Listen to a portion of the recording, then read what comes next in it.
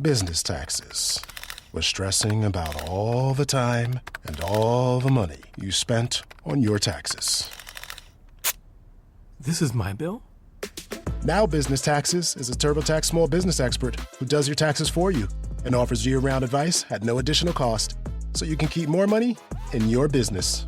Now this is taxes. Intuit TurboTax. Get an expert now on TurboTax.com/business. Only available with TurboTax Live Full Service.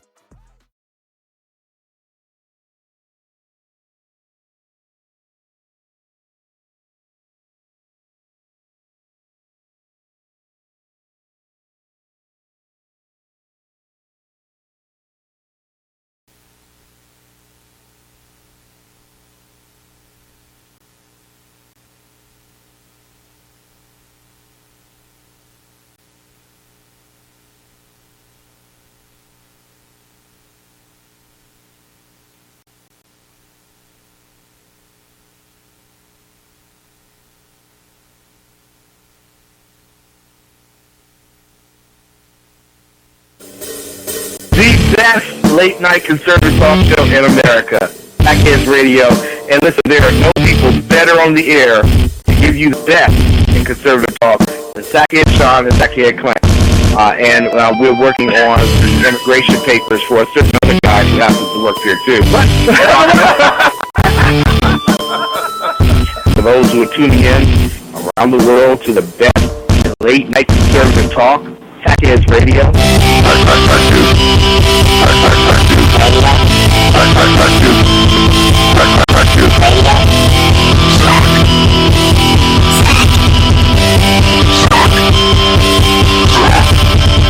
best late-night conservative talk show in America. In America. In America. And in that was a large, I'm pretty sure it was the biggest spider I've ever seen.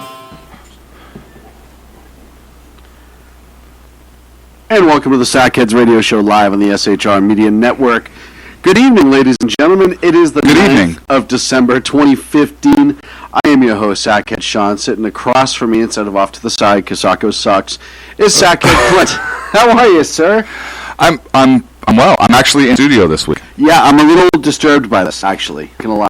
Disturbed ever since Sacco left, and I'm no longer sitting next to you because our flying V, how we have the studio table set up, is no longer working. Mighty Ducks. The feng shui comes off. I don't even know if that's a real thing or if I just said some like terror word and now we're going to be tracked by the feds. Yeah. I don't think feng shui or feng shui or a funky Cold Medina. Either way, I don't think that is a terror word. I think you're safe.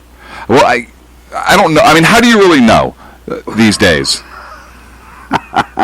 That's true. And is that Chinese? Because if it is, are now they watching us because they think we're sympathizers?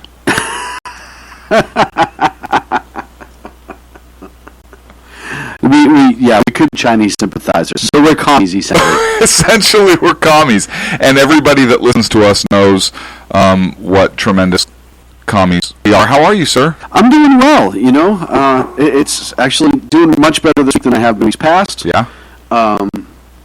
Which is a good thing. I'm actually back to sleep in my own bed. I didn't get thrown out.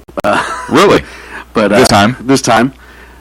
But, you know, the 2.5 weeks to that prior, sleeping in a hospital fold-out chair thing is a little awkward. Which is weird, because if you're getting surgery, you think they would actually give you a hospital bed. But under this whole Obamacare thing, it's a chair. Yeah, it's a chair is all they had for you. I mean, you were having elective surgery. You were having, I mean, you had an addictomy done. Right.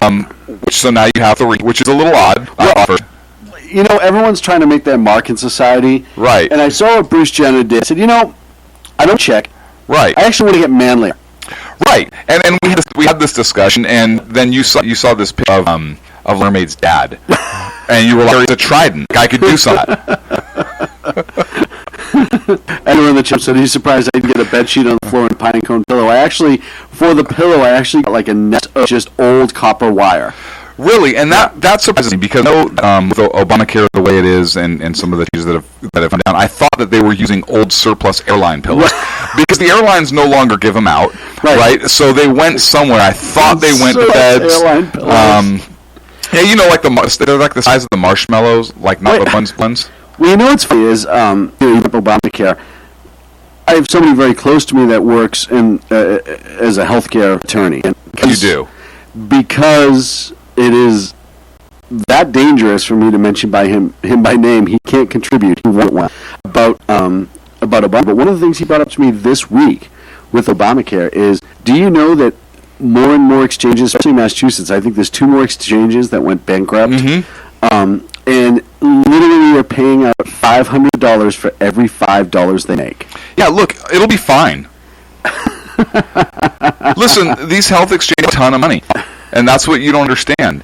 The people don't, and these big health exchanges have a lot of money, and these big bad insurance companies have a ton of money, and they can afford it. But and he even said it. And they're not really going bankrupt. It's just that these big rich white guys aren't making as much as they want, so they take their ball and go home essentially. And he even said it, and he said this from the beginning. But the goal is to be to a single payer system. Yeah. In order to accomplish that, they need the exchanges to go bankrupt. Yeah. And that way it gets back to the federal government. Yes. And apparently nationwide, there's like 3 exchanges that have gone bankrupt. And we've called this. We called this when all of this was coming down. Yes. Yeah. We said this from the beginning. You can't sustain a business, in this case government healthcare, by paying out more than you make in. It is impossible. It's impossible. And the government can't sustain anything. Well, other than spending. No matter how many Viagra they take. Right. Hey, maybe now we know why the government is portrayed as Lady Liberty. Because broads just spend. And there goes the last 2 female listeners. Did you... Hang on. You know I love getting hate mail. Yes. No, I know. And you can email that to Clint at shrmedia.com. Listen, it's been a few weeks since I've thrown the term broad out. And I usually like to do it... Brush, right, anything like that. Right. And I usually like to do it when without Hillary Clinton. But I couldn't resist the joke of government spending money with zero regard and drawing the feminist ire from my I think it's comment funny. made in jest. If you're not in the chat room at shrmedia.com, and you can click live chat to jump in, but Mary Brockman, who always defends you and loves you to no end, I don't care what you do, she loves you. I love Mary. Turns around as soon as you said the broad comment, puts your name with the exclamation point and big heart next to it. So thank you, Mary. If I am the blatant bigot, can you be flagrant feminist? No, I'm not a feminist, though. Oh, that's right. Right? I'm a feminist. It worked in my head for a second. I didn't think that all the way through. No, you didn't. So we can call you the common chauvinist? The chauvinist. The chauvinist. The pig. The serial... Business taxes. We're stressing about all the time and all the money you spent on your taxes. This is my bill? Now Business Taxes is a TurboTax small business expert who does your taxes for you and offers year-round advice at no additional cost, so you can keep more money in your business. Now this is taxes. Intuit TurboTax. Get an expert now on TurboTax.com/business. Only available with TurboTax Live Full Service. Sexist? The serial sexist. The pompous pig. The pompous pig.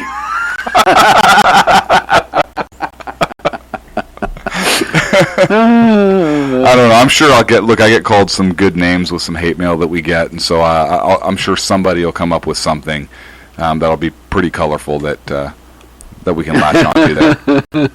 How is everything else going in your neck of the woods? Really? Yeah. Yeah. Well, I didn't say how's everything else going, like, in the front of your nose, or... See, now don't be mean and hateful. You know? Don't be mean and hateful. Just because... We're at dinner tonight. you know, people love our dinner stories. So naturally, we walk into this nice little bistro right around the corner I hadn't been to, and you've eaten there a few times. Yeah. Really good food, by the way. Thank you. And we're just doing our usual banter that we normally do. And the woman said something to you about, do you want a soda or something like that? And you said, yeah, Coke. And I said, no, don't bring it. It all goes right to his nose. Yeah. It was the first time I've seen her just actually pee her pants while standing at a table, so I thought that went pretty well.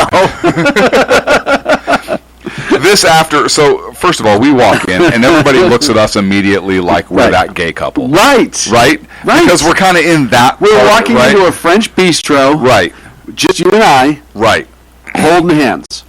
And you had your hand down the back of my pants, but it doesn't matter. Right, your back was bothering you. Right, you were helping me to tuck in my shirt, and I couldn't reach it. And that's all that was.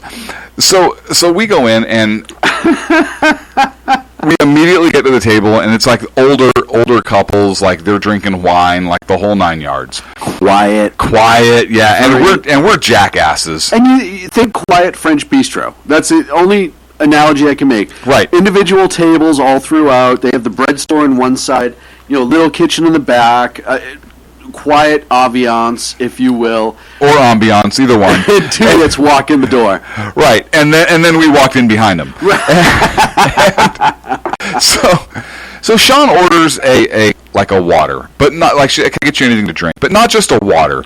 Now understand, in this climate, Sean immediately tries to mold right in, right? And he's like, "Oh, I'll take a Perrier water with a twist of lime and a spritz of." And the waitress looked at him and looked at us, kind of like, "Oh, that figures." And so I immediately had to dispel any thought in anybody's mind that perhaps we were a couple. So I looked at the waitress and I said, "Are you kidding me right now? Did he really just order like a seltzer water and like a spritz of lime or something?" And she laughed and said, "Yes, he did." And I said, "Oh, that'll be cute. I'm sure he'll drink it with one pinky out." And she thought that was funny. Which I did, by the way. Did. So the nose comment was, to be fair, in self-defense. I kind of had that one coming. And so then I may have announced in a loud voice, "Well, that should dispel the myth that we're homos," or something like that, in this nice, or fucking fag, or whatever I said, I don't know. Because we're so inclusive here at SHR. And then Sean immediately, he puts his head down on the menu. All he does is he lifts his hands up for a high five over the table, and go back to reading our menus. And then ordered steak loud. Yeah. Very loud. I ordered... And you didn't even say fritas or whatever the hell it is. No. You said potatoes. Yeah, potatoes. Yeah, in your Boston accent. I'm pretty sure what I said to her, I said, bring the biggest steak you will have, and I will carve off what I want and ride the rest home, is pretty much what I said. So, right, and then she winked and sat in your lap, which was a little awkward. Right, but fortunately I had dollar bills. Anyhow, it was the weirdest bistro I've ever been to. And tied up out front was a llama. Now, here's where it gets weird. Ken wants to know if it's weird when I'm wearing the same leather chaps as the bartender. If that Ken's wearing the same leather chaps? No, because that figures. I am. Yeah, no, it's not weird. Well, and I prefer the black and white chaps. Why? Because Ken made the comment and you're wearing them? Oh, Ken makes a comment, immediately you think, oh, black. Right, and white, together in harmony. No, that's not what you meant. Dead cow on my legs, together. Together. Haven't you ever heard Ebony and Ivory? I didn't think so. I've lived it. What are you talking about? We lived it together in Vegas. We did live together, you and Ken. I'll tell you what, that was a couple to be seen. It was... And heard. It was beautiful. It was something that... and heard. It was something that we can't replay on radio, but it was gorgeous. I mean, it was magical. Yeah, look, people think childbirth is like a beautiful thing, but it wasn't. When you have two men of various ethnic backgrounds coming together and, making something so beautiful together, like a conservative show, get your mind out of the gutter, Sean, it's really a thing of beauty. Whatever. So, look, nothing's happened in the last week or so. News-wise, it's been fairly quiet. First of all, I want to thank Dan Butcher, the editor-in-chief of High Plains Media, for stepping in last week and covering while you were stuck in a blizzard somewhere. Right. Or a poop storm. A blizzard in Florida. Right. Yeah, that's where I was. But really, as always, a great partner of ours, and make sure you check out High Plains Media. But Dan is just awesome at stuff like that. He was sober. No, he wasn't. No, there's no way he was sober. He was. I want to thank Mary for commenting on my article. Yes, absolutely. Thank Mary, you, I thank told you very him. much, sweetie. Mary? Yeah, he did. He told me. If you haven't checked it out, You can check it out. I don't even know shrmedia.com. where the hell you find it, but it's really good. We're at War. It's right on the top left side of the page. If you haven't read it, please take a read. It's very well done. Everyone asks how I got you to get it into a digital format. That was the first question that I got asked. So, can I explain the process, how this went? Well, I said that I had a quill and ink set that does a digital conversion right to the computer. Yeah, now that just sounds ridiculous. So here comes the less ridiculous explanation. So here's what happened. So I wrote the article, and I was up late working on it. I was just I felt compelled to write, and so I was up late working on the article with like a pencil. Like an old pencil sharpener that I actually have bolted down to the side of my couch, the grinder thing. It looks like an old meat grinder. And I wrote it in pencil, and I said, "Hey, Sean, I'm gonna send you an article." And he goes, "Oh, that's great." I go, "Hey, I need to know what address to send it to." And he gives me some electronic address. And I said, "Sean, I know I like street address. I'm putting it in an envelope right now so I can mail it into you." And he was like, "What are you talking about? Mail it into me?" And I was actually surprised you were awake this late. And I said, "Well, what else can I do?" And you said, "Just send me a digital copy." So I took a picture of each page with my phone, with my smartphone. Yep. And I forwarded it to him. And I immediately got it. It was like Donald Duck when he curses, and you have all of the different squiggly lines and stuff like that. That kind of came about back through the phone, which was weird. And then Sean said something about scanning and PDFing and transferring something. Yeah, it was definitely, either way, it was a great article. Yeah, thank you. I was shocked that we were able to get to a digital format, but everything works out for a reason. Hey, smart asses! I actually wrote it on the computer and emailed it. Don't ruin the mystery. It might have gone to the wrong email address. I might have emailed like Putin at jackass.rush or something like that. I don't know. .ru. Putin at spetsnaz.ru. What the hell is this? Oh, it's from Saket Kunt again. It's nice to hear from. Hey, he's right. He's right. This is a really good idea. He is right. It would never happen in my country, but for him, he is right. Oh, man. Let's kick it off, because we have not a lot of topics, but a lot of content under said topics. And we're going to start off following up on some of the San Bernardino stuff and just the terror threat in this country. Yeah, because that'd be a good thing that we should pop in with only 13 minutes left in the segment. Go ahead. I figured this was going to carry us into the next hour by the time we're... Oh, man. So... Look, there's nothing new that's come up as a result of the whole San Bernardino thing. Especially since our show last week. Right. It's a whole workplace violence thing. And, look, he was upset because somebody was making fun of his beard. I mean, perfectly... Right. Perfect. And, look, if California would have tougher gun laws... None of this would have happened. None of this would have happened. If there was a law against bringing weapons into a public building, then obviously he probably wouldn't have. Nothing? No, I think he would have been fine. Yeah, no. Nobody would have done it. Look, without getting into the current news, and we're going to here, and I didn't get a chance to talk about this on air. I was otherwise engaged last week, but look, I want to remind people, and they know this about this incident, but I want to remind that California has some of the strictest gun control laws in the country. And this was the second terror attack in California within a few months. The first was the edged weapon attack, the knife attack at UC Merced, that really kind of seems to fallen by the wayside. Yeah, nobody wants to talk about that. Of this. But, and I understand why. San Bernardino is the deadliest terror attack on U.S. soil since 9/11. So I understand the focus being on San Bernardino, but we can't forget that we were in fact attacked very, very recently by another Islamic jihadist extremist just up the road at UC Merced here in California, again at a school, another gun-free zone. California's really nailing it, aren't they? Yeah, no kidding. But I want to remind folks that these terrorists, they had weapons that were modified, that were not California legal. And guess what? They had them anyways. Yep. And they didn't even obtain them legally, even if they were illegal. Right. They went to a place of work, a public building, where a county employees were having a Christmas party, just because I refused to call it a holiday party, and brought the weapons into that public building, which is a violation of California law. Right. They then went on to commit rapid mass murder and an act of terror in violation of the law.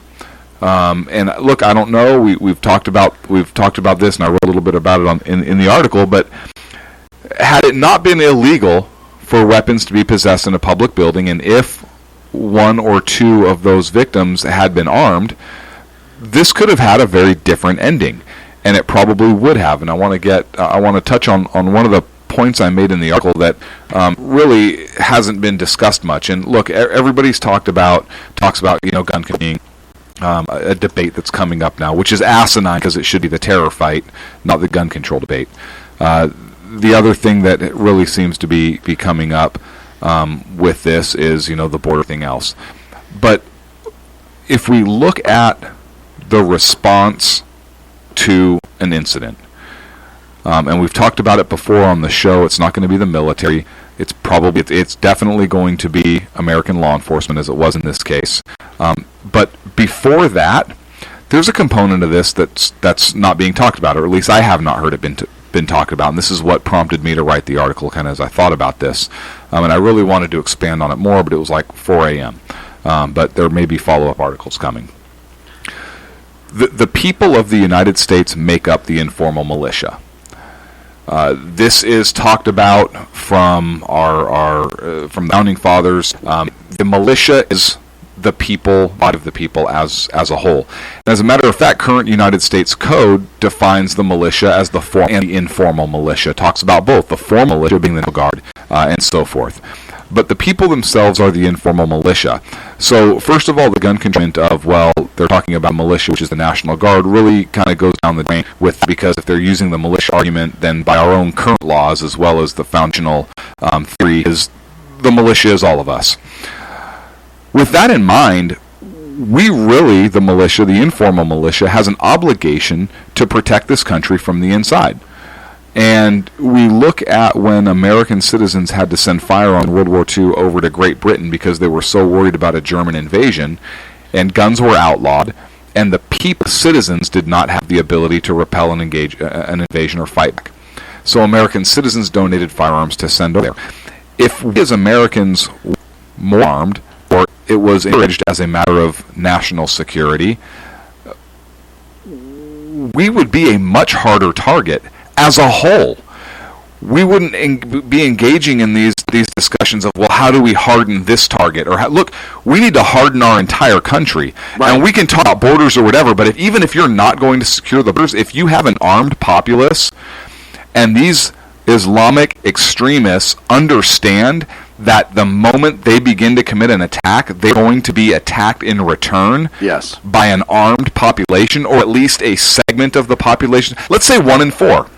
Let's say 25% of our population decided that they wanted to exercise their Second Amendment right to keep and bear arms and to carry. That would be a huge response when you're talking about, and it would force the terrorists to have to change their tactics, which they are not prepared to do at this time. At all. So having this in mind, and look, there is, a 4-ish minute gap between when the attack outbreak occurs and when law enforcement arrives. 4 minutes is an eternity in a firefight. Well, and especially that is especially when you're not armed. That is a ridiculous amount of time in a firefight. Yes. And if you're not armed and you're the victim and you're the one being hunted, that's even longer. And I don't have the specifics on the time frame of the San Bernardino attack with how long it lasts, but I think it was right about that time frame. I think it was closer to 3 minutes from what I've heard. So, because there was a little bit of a gap between their departure and law enforcement arriving. Okay. So you have this time element here, and the first responders truly are the people themselves. and how they deal with the particular situation. We do not have the mindset in this country that we are all capable or able to take action and stop this type of violence. We don't. We've bred a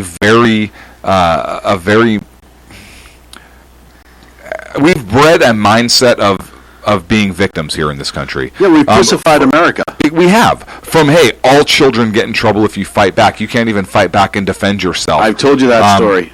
Violence is wrong no matter what. It's never the answer. It's never the answer. Everybody wins, so you don't need to try. You don't have to have that competitive edge, so it won't hone that fight or flight mentality.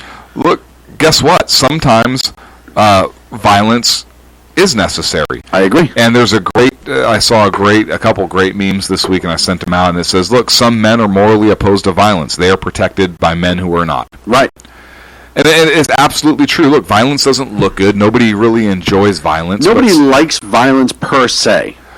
But it is a necessary evil. It is, and I wouldn't even call it an evil. Because if it's used... Turn a phrase. Yeah, if it's used for good... Right. Then no, I agree. It was a turn of phrase. It's not evil. But the people here, and this is where kind of the gun debate gets folded in. If Americans as a whole stood up and said, you know what, no, first of all, your theory is completely ridiculous. You want to take guns away from everybody. Well, guess what? People that are bent on doing bad are going to get guns regardless of the laws. What did they just find in France? Oh, I want to say 30-something AK-47 stashed in the house. Which how can that be? Guns are illegal in France. Right, and we've talked about how it legitimately happened. Obviously, after the fall of the Soviet Union, European Union, it's really easy to go between countries. You have a humongous amount of AK-47s in Europe. In the world. Oh, yeah, but I'm talking Europe specific right now. What about in Mexico? Oh, no, they're everywhere. Yeah. But I'm talking Europe specific and why there's a problem there. Right, and I bring up Mexico. I'm drawing the correlation here for the United States. We can outlaw all the guns we want here in the United States. Press the big button tomorrow. And guess what? They're going to be coming in through our borders. We can't stop the threats that we acknowledged. How do they expect to stop threats they will never acknowledge? Because the left won't ever talk about that, right? Right. When you talk about taking guns away from Americans, they think that's problem solved. Or, let me rephrase that, the argument they have is that's problem solved. Or like Feinstein, right? Well, if we put down our guns, then they will put down their guns as well. Oh, yeah. Same works for cancer. Yeah. Once the cancer realizes you're not fighting it anymore, it'll just go away. It'll go away and give up. Just like these terrorists would have. Yeah. Right? Wait, they knew that. Oh, right. They knew They had a schedule. They knew it was a state facility. They knew that guns weren't allowed on campus. Gun-free zone. Yeah. There's a great video out 171 in the California Penal Code. There's a great video out there called How to Gun-Free Zone Everything. And if you have a chance, it's on YouTube. It's great. But it points out the ridiculousness of gun-free zones and how they expect this sign and this thought to keep bad people away with firearms, and that's just not a reality. Well, look, UC Merced was a gun-free zone, right? And the guy right. Oh, they did attack at a. What about the knife attack that took place in Pennsylvania a couple months ago? That was a gun-free zone too. That wasn't a couple months ago. That was like a year and a half ago, right? The school. Yeah, that's right. Yeah. Instead of motor voter in California, we should have motor load, a free gun for each citizen, along with driver's license and none. Can we go with motor boaters? Motor boaters. I want to sign up for that one too. I would take motor loader, motor boater. I'm okay. Or both, right? You can do the same at the exact same time, right there. Let me load some mags.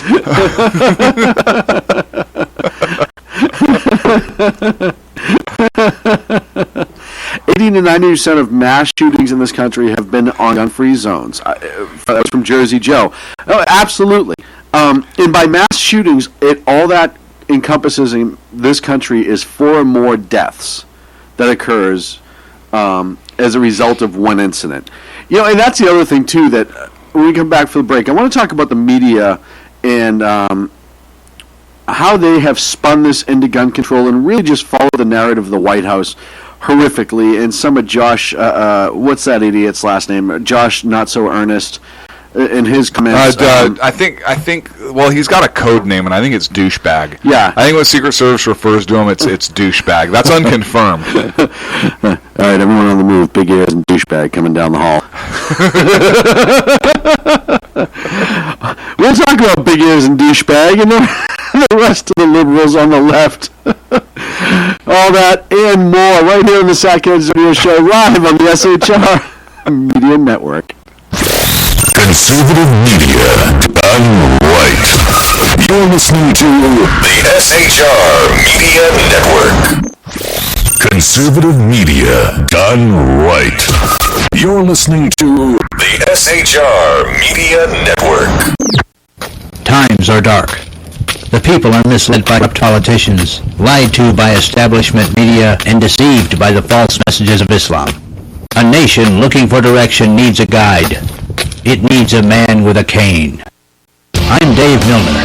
Join me on Spreaker, SHR Media, Pundit Press Radio, and YouTube through the SHR Media page for a different kind of commentary on the unpleasant blind guy. Because the truth is not always put. In a world controlled by corrupt politicians, You got a business. That you didn't build that. a team of ordinary men emerge from the ashes to give voice to the voiceless and hope to the hopeless. Sackhead Sean. Dude, I'm not saying cat from stupid bro. Sackhead Clint.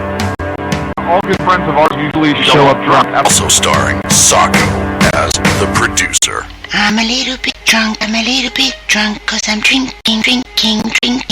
They are the Sackheads Radio Show.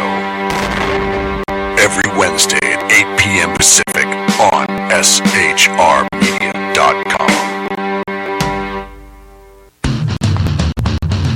Hey, it's Jersey Joe from Reaver of Common Sense, and we have moved to a new night and time. Every Wednesday night at 8 p.m. Eastern Standard Time on shrmedia.com, you will catch the Reaver of Common Sense uncensored, unfiltered, and only on shrmedia.com.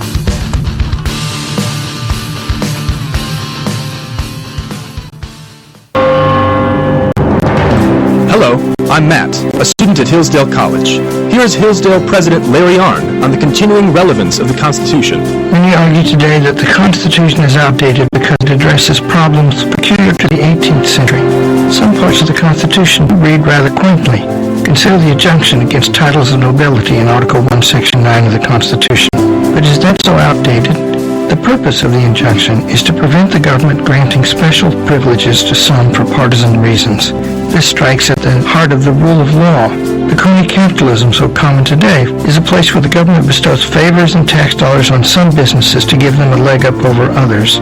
This is exactly the kind of thing the Constitution was meant to prohibit. The Constitution is not so outdated after all. This Constitution Minute was brought to you by Hillsdale College. To join the national conversation on the Constitution, go to constitutionminute.com. Conservative media done right.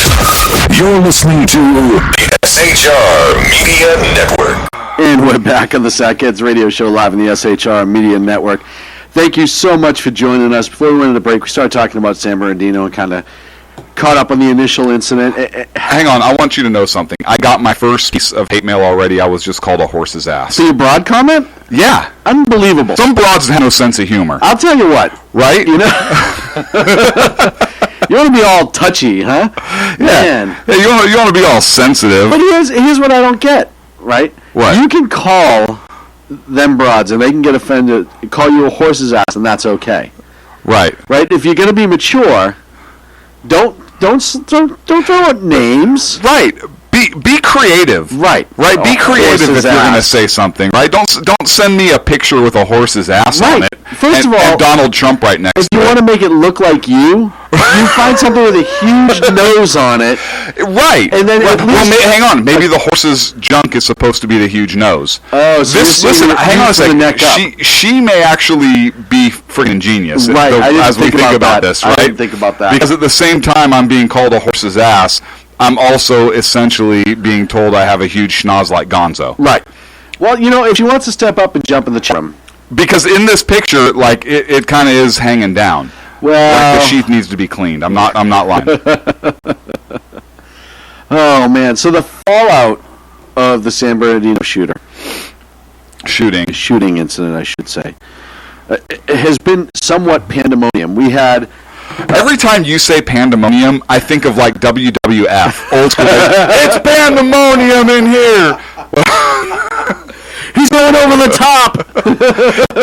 but there was one scene that was right exactly like that, and that was the apartment. That was the apartment. So, in a strange twist, if you will, the FBI, who was in charge of the crime scene, from my understanding, allowed the press to enter the apartment of the two shooters, whose mother was still living there, which, by the way, the mother lived on the second floor and knew nothing about the stuff, the bomb making. Well, yeah, listen, it was a huge residence. Right. I mean, it was basically like the White House, but even bigger. Right, with 4 tiny rooms and 2 bathrooms. That's 6 rooms, Sean. 6. So that's a lot. Look, over in land, they live in 1-room shanties. Well, good. We've gone from women to everybody on the other side of the Atlantic and south of Italy. So look, in where these terror jihadis live, it's a hut. So 6 rooms? Yeah, it's possible, right? This guy's nailing. So your thoughts on the press getting in? You know my thoughts on the press getting in. Go ahead. Oh, look, makes for great radio. Yeah. Go on. Yeah, hey, Sean, we talked about it. What else you got? Asshole. So, I don't like it. Okay. And I don't like it for this reason. Yes, they served a warrant, whatever they did on the house, and they had the opportunity to go through and get everything out. However, it looked like, even on what they showed in the media, there was a lot of stuff that was still left behind. Right. And I don't know that... I know they had an evidence collection team in there. Right. The evidence collection team does not always know the minutia for what could potentially be more important down the line. And I don't know if the lead investigator went through or not. And when you're serving a search warrant, there's only so much you can take, right? You have to be very specific, very narrow, and take only what you're authorized to take, right? And if something comes up that you now have to look and open up the search or whatever it is, investigators would have to write a piggyback warrant or write another warrant to expand the scope. So the fact that they kind of say, we're done with this, and there was a bunch of stuff still left in there, I have issue with from an investigations standpoint. Yeah. Not that I know a whole lot about this stuff, but just from what some of the investigative reports or whatever that we've done, just kind of looks like you have to preserve it. You do, right? Because something could come up down the line, and hey, I've seen Turner and Hooch. They put plastic bags on everything. Everything. Well, and I agree. And if it hurts the case later down the line, that's a bad thing. And look, so I understand the media's side of it in terms of, because the other question is, hey, if something is opened up to the media, and hey, maybe you should go in, do you go in anyways because maybe you have a moral obligation not to? And look, I understand the media's point of, well, no, it's our job. If they're going to be stupid enough to let us into a place like this, hell yeah, I'm going in. Yeah, we'd be remiss not to go in and report that. And as a journalist, as somebody in the media, I understand that point of it, right? Put it into terms that maybe some of these broads and our male listeners can understand. If you're in a strip club and they say the champagne room's now free, right? You're going in. You're going into the champagne room. mean, Jersey Joe, back us up on this. Right. Ken, back us up on this. Hang on a second. Ken, if they said the Mad Dog room is free, if the malt liquor room is free, if you get grape drink for free, But I'm the bigot. Holding up the signs, I'm just reading them off. He responds, I be up in that joint. But here's, you know what, and I said this to you when we were talking about this, here's kind of where I think the investigator, the agent in charge that let them in was going with this, is it's quite possible that you have some members of the FBI who are frustrated with the policies of this administration. The guys on the ground, the guys that are doing work, the guys that are trying to... The FBI is not smart enough to do that. Maybe it's this cop that's now an FBI agent. Those are so few, but okay, I'm going to go with it for your sake. Go ahead. I'm going to go with the unicorn. I'm going to go with the unicorn. Go ahead. And realized, listen, we saw what happened after Benghazi. We saw what was after Texas, Garland, Texas. We saw, even after UC Merced, the president said nothing about it. We've seen what they do when terror is at our door. And said, you know what? I want to make sure everybody actually understands this. He probably got in trouble. I would bet dollars to donuts. Why would you bet donuts? Because he's a cop? No, because I'm a fat guy. Okay. And I want to win donuts. Okay. And dollars. Okay. So I go to the strip club later. Hang on a second. Have you been listening? I know I have been. So we're putting your dollars up against my donuts. Yeah. Right. If I win, I get your dollars. If you win, you get my donuts. That's like right. Good donuts. We're not talking like Little Debbie. Dunkin' Donuts. Right. Okay. So, but it's possible that he took that step to say, no. The public needs to see this and understand that this wasn't two people angry at work. This wasn't a heat of the moment type thing where he was pissed because he got kicked out of the Christmas party. Somehow went home, got dressed with a whole bunch of tactical gear, loaded up on pipe bombs, talked his girlfriend into coming with him to take to kill a bunch of people because he was angry at work. And he knows after... Look at Fort Hood. Look at the narrative that came out after that. That was workplace violence, too. Exactly. Number one or number two? Number one. Yeah. No, that was workplace violence. Exactly. And if that was his intent, as much as I agree that they need to preserve the evidence so the case doesn't get botched, I really think it's important that America starts to understand what we're actually up against. Because here's the thing, and you talk to people, if you read social media and stuff like that, those on the left, there are a lot of people who are buying the Kool-Aid of this administration, that this is some ragtag team of people. Ragtag, get it? There's the rag. See, ragtag group of people that have limited resources, a couple guns, and because of that, they can only strike occasionally. And that is not the case. And we know that is not the case in this country. We know, I talked about it last week with Al-Qaeda. We know Al-Qaeda has ISIS, transportation hub, finances, an electronics division, counter warfare. Like, if they were recognized as straight, they would have a state. They would have a standing military. That is what we're up against. They have armor. They have drones. They have a lot of things, and they're starting to come here. I talked last week. You can't tell me this guy when he was in Syria. Well, you're right. They are here. Obviously. This guy went to Syria. He was already radicalized, as it's coming out in the news. He was talking about before. He went to Saudi Arabia. Right? Saudi Arabia. But as I said last week on the show, it's a 15-hour drive from Saudi Arabia to Syria to go to a training camp. And it's not exactly like those borders are overly... it's like going from Mexico to the United States. Right. It's not hard to do. So, knowing all of that, I think somebody risked themselves to make sure that the general public starts to see the truth that there was a bomb factory in there. A bomb factory. They were producing large amounts of bombs. And... the improvised explosive devices. Right, IEDs. Look, so the American public is not going to understand exactly what it is we're up against unless everybody gets on the same page and starts calling it exactly what it is. And that is Islamic extremist terrorism.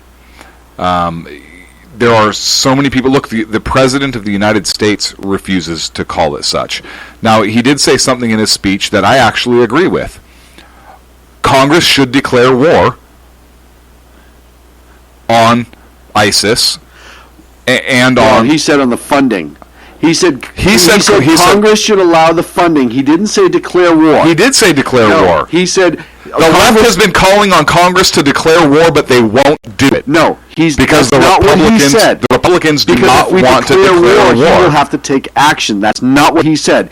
He said he wants Congress to approve the money for the war on terror, but not declare war on terror. Hasn't the left been calling on a declaration of war and for a vote? Now after this. Right, but that's not what the president said. The other night? He got as close to it as humanly possible without saying declare war on terror or declare war on ISIS. He asked that they declare that the funds be made available to continue bombing and attacking ISIS. I'm telling you, that's what he said. I'm not disputing it because I read into his words like he wanted a declaration of war, and I do know that he said. And I do know that the left has been asking for a declaration of war, right? And Congress won't hold a frickin' vote on it, right? And for the first minute and a half of his speech, and this is my point: why doesn't Congress declare war? I don't know. I don't know. So we have the left who refuses to even call it, right? Violent Islamic extremists, right? We have the right that won't even give a declaration of war. Both sides are screwed up. And how can American people really identify the threat if you have a president and a sect within the high levels of government who won't even call it what it is or identify the threat, and you have the other side that refuses to declare war against the known threat? Why is the question. I would love to declare war on ISIS. And I know we're bombing ISIS and limited and strategic, and we have our partners, blah, blah, blah, blah, blah. The first 2 minutes of his speech, I honestly thought this incident forced his hands. Because the first 2 minutes of his speech, he actually sounded like he was going to do a damn thing about it. If you really heard him, he talked about terror, he talked about a lot of things, and I was like, wow, maybe something's happened, right? I mean, maybe he's just finally ready to do what he knows the American people want to do. Listen, 80% of the country feels that ISIS is the biggest threat to the country right now. Maybe he finally got the memo. I know he doesn't go to his intelligence briefings. Another lie that was proven in his little speech. Every day I get my intelligence briefings. When we know from last year, there was the big investigation done that showed he goes to 46% of his intelligence briefings. So he Barack Obama, in his speech, urged Congress to declare war on the Islamic State. He called on Congress to finally vote on the use of force against ISIS, and he wanted to expand the war powers because he even made the comment that he can do it. That he can only do so much. And look at. I think you're splitting hairs. I am. I think you are splitting hairs to a ridiculous point. If they're going to expand the war powers, if they're going to expand the authorization of the, what is the difference? The difference is. Why are you pointing that little sausage finger at me? I'm going to hit you with it in a second. I'm far away and my nose is not big. Your nose is still like 6 inches from me. No, but what I'm saying is he will not ever say, I declared war on ISIS, i.e. Islam, but what he can say is, I got more money to fight terrorists. He will not officially... He doesn't just want money, though. He wants expansion of the War Powers Act. He wants the use... and he can't do that without that declaration from Congress. No, you can. You can have a police action. You can have an enhanced police action. You most certainly can. You have to have authorization from Congress. Right, but it won't be... the president can only act for a war declaration. That's the difference. He does not say the words, we are at war with ISIS. He will say we want to attack, eliminate, blah, blah, blah, blah, blah, shoestring, however he wants to put it. He will not say the words, and he won't say it for a reason. But he will if Congress declares war. He'd have no choice. He would have no choice. But that's why he wasn't asking for a war declaration. All he was doing is asking to get the money to kick this down the road. That's all he was doing. But he's not asking for just money. He was asking for authorization to expand the military role, too. But not fully declare war, because that would involve boots on the ground, right? If we declare full-on war, then all your options go onto the table. He will not put boots on the ground. He will not launch large-scale attacks. Look, the reason he wants additional authorization is because he wants the Republicans to own some of this. Right. And right now they don't. Well, and if they declared outright war as they should. Then you can go into it. But I'm telling you, I think it's more than just the money, though. I mean, obviously there's a political play. Right, but it's also, yes, he wants to expand military slightly, but that doesn't mean that the war is declared. It just doesn't mean that. And I think he intentionally didn't say declare war on ISIS. Article 1, Section 8, Congress can declare war on ISIS regardless of what the president thinks. Absolutely agree. Yes. And it forces him to actually take action. And it also gives the military more authority at that point because you have an active declaration of war.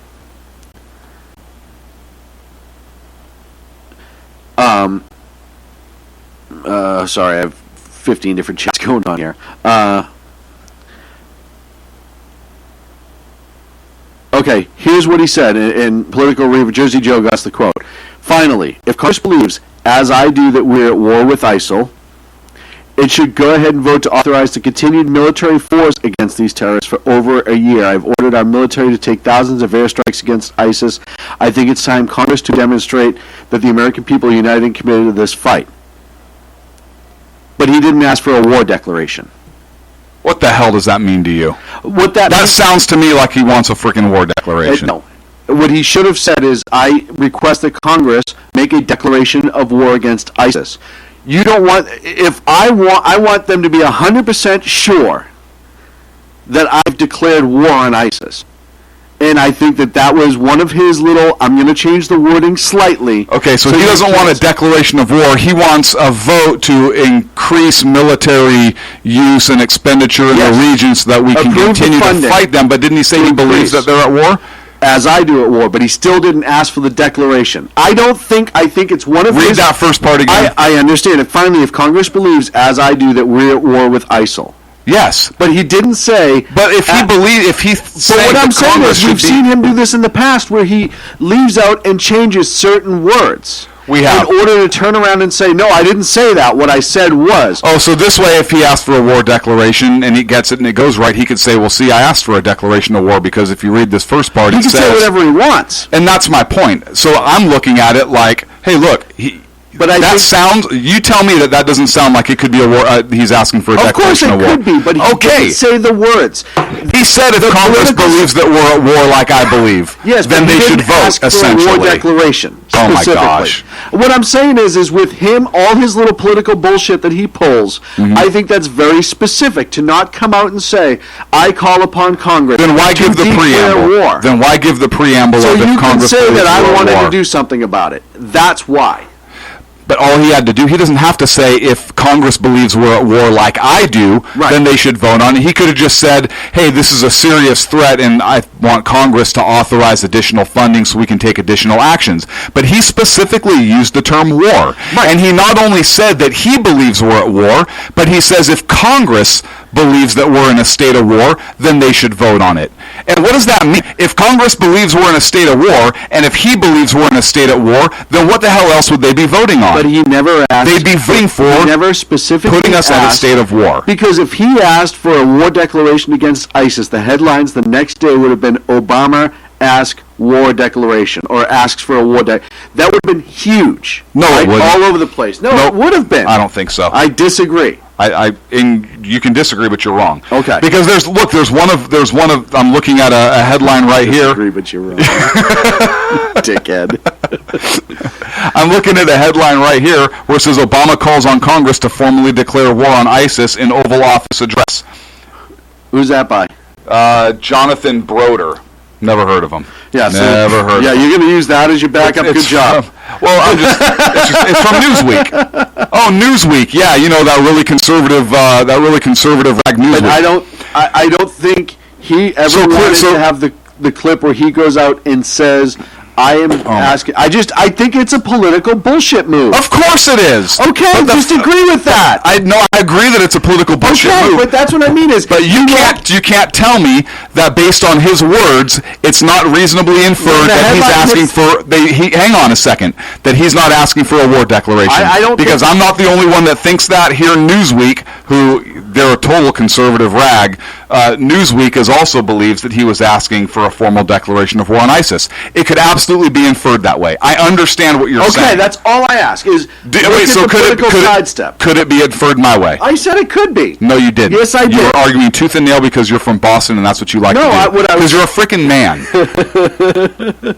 This is the problem. I was just saying that this whole speech became a bullshit artistry after the minute and a half. Of course it did. It's Obama. Right, but it pisses me off. Okay, but don't argue with me about war declaration because of it. No, but he didn't outright ask for the declaration. He didn't outright ask to be president either. Sometimes it happens.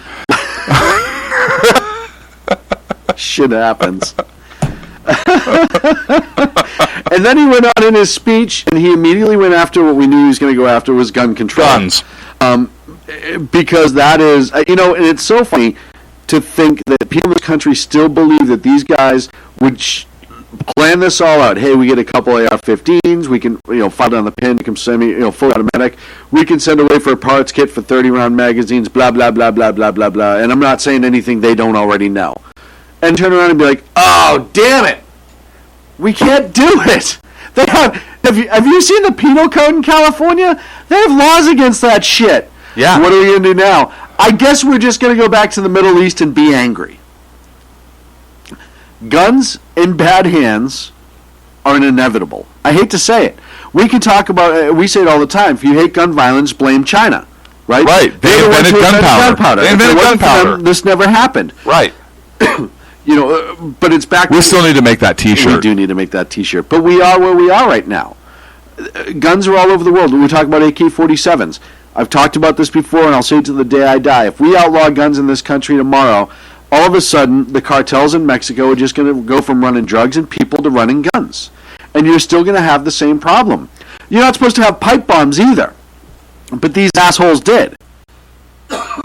It's illegal to put those things together and create an explosive device and then attempt to use it against other people. All of that is illegal. But they still did it. You can't legislate this problem away. I hate to say it. It's not a legislative issue. It is an intelligence and military issue. And when it happens on the local streets, it's a law enforcement issue. It's also a citizenry issue. Damn right it's a citizenry issue. And the citizens are the ones who are going to be the closest when all of this happens. Look, we talked about it again, gun-free zone. If one person in there had a weapon on them, a firearm, and was able to return fire, does that mean that it would have ended right away and no loss of life? No. Does that mean that maybe a returning fire could have slowed them, could have limited loss of life, could have caused them to flee quicker because they weren't expecting response? Absolutely. It could have changed their whole plan. And maybe one of them gets dropped by the CCW holder, whoever is inside with the weapon, and the other one flees. You've now split. You've taken the threat away. Because I said before last week, I think that they were leaving, going to load up again, and going to go and strike somewhere else in the county because they knew all the resources were at this building. Yeah. That's what they do. They draw resources. Anyone, a first responder will tell you that's one of the biggest concerns. We saw it in France. They lit off a bomb, or a bomber vest, up by the stadium because they knew the French president was there. They knew the response that it would get. That was the least amount of loss of life was at that cafe, fortunately.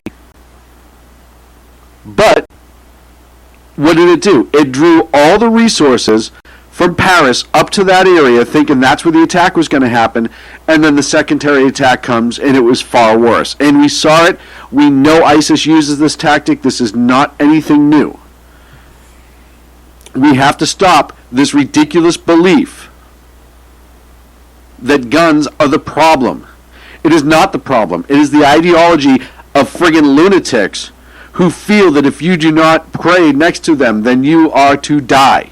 Well, what if I pray next to them, but I just pray to a different God? Is that okay? No. Their God next to them. Boom. We're up against a break. We are? Yeah. Already? What month is it? What month is it? Yeah. December. Oh, okay. I like summertime. I do too. It's really hot in here, so I thought it might be like, I don't know, July or May. June? June, maybe. Well, June, no. I look forward to it. New favorite month. We'll be back. Right here on the SHR Media Network, you listen to the Sackheads Radio Show. Jackass. Conservative media done right. You're listening to the SHR Media Network. Times are dark. The people are misled by corrupt politicians, lied to by establishment media, and deceived by the false messages of Islam. A nation looking for direction needs a guide. It needs a man with a cane. I'm Dave Milner. Join me on Spreaker, SHR Media, Pundit Press Radio, and YouTube through the SHR Media page for a different kind of commentary on the unpleasant blind guy. Because the truth is not always pleasant. In a world controlled by corrupt politicians, You got a business. You didn't build that. a team of ordinary men emerge from the ashes to give voice to the voiceless and hope to the hopeless. Sackhead Sean. Dude, I'm not saying kafir, stupid bro. Sackhead Clint. All good friends of ours usually show up drunk. Also starring Sacco as the producer. I'm a little bit drunk, cause I'm drinking. They are the Sackheads Radio Show. Every Wednesday at 8 p.m. Pacific on shrmedia.com. Hey, it's Jersey Joe from Reefer of Common Sense, and we have moved to a new night and time. Every Wednesday night at 8 p.m. Eastern Standard Time on shrmedia.com, you will catch the Reefer of Common Sense uncensored, unfiltered, and only on shrmedia.com.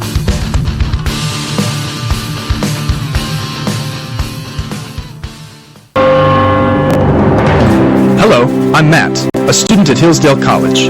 Here is Hillsdale President Larry Arnn on the continuing relevance of the Constitution. Many argue today that the Constitution is outdated because it addresses problems peculiar to the 18th century. Some parts of the Constitution do read rather quaintly.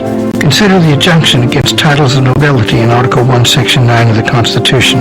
But is that so outdated? The purpose of the injunction is to prevent the government granting special privileges to some for partisan reasons. This strikes at the heart of the rule of law. The crony capitalism so common today is a place where the government bestows favors and tax dollars on some businesses to give them a leg up over others. This is exactly the kind of thing the Constitution was meant to prohibit. The Constitution is not so outdated after all. This Constitution Minute was brought to you by Hillsdale College. To join the national conversation on the Constitution, go to constitutionminute.com. Conservative media done right. You're listening to the SHR Media Network. Or you can go to shrmedia.com to join the conversation as well. Welcome back to the Sackheads Radio Show live on the SHR Media Network. Thank you so much for joining us.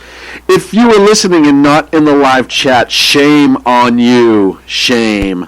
Go to shrmedia.com, click on the right, click live chat. Make sure you read Clint's articles. I took lots of hours translating that from crayon on the side of a paper bag into digital, and yeah. I really and some of it was finger paint. It was finger paint and crayon. It was all over your house when I came to pick you up. You're like, I'm never going to clean this stuff up. Right, and it was water-based, which is weird. And I didn't believe you, but you were like, oh, just pee on it. It'll come right off. And I tried one spot, and then I realized that you were tricking me. I was like, that's my pillow. Oh, hey, while you're checking out the article, make sure you check out all of our great broadcasters here on SHR Media. You can go to Spreaker, search for SHR Media Group, see the unpleasant blind guy. You'd see RFB Radio with Cal. I see what you did there. Where? You could see the blind guy? Yeah. Yeah, well, you know. You could see the blind guy. Where the hell is Cal Fritzie tonight? She's not in chat, so I don't know if she ran out of loons to pay her internet bill, but she needs to get back in here. You can also check out Jersey Joe. Dan Butcher, News and Commentary with Dan Butcher, he welcomes a new co-host this week. Make sure you check that out.